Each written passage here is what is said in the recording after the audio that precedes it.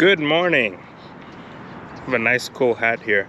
So today we're shooting the pin-tailed Whydah, and it's given us a little bit of a show. I'll share that with you here in a little bit. It's been a pretty cool morning. The light's not that great, but I think I got some pretty impressive video with what we have. Anyways, here you go.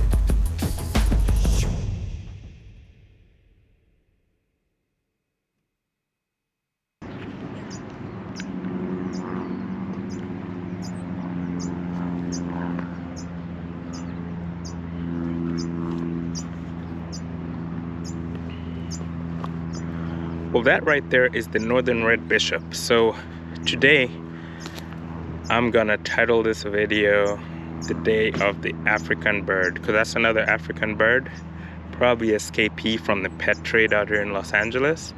But that was cool. It's a 2-for-1 today. The northern red bishop and the pin-tailed Whydah. Well, I'm gonna end the video here. Thank you so much for watching. We'll see you next time. Bye-bye.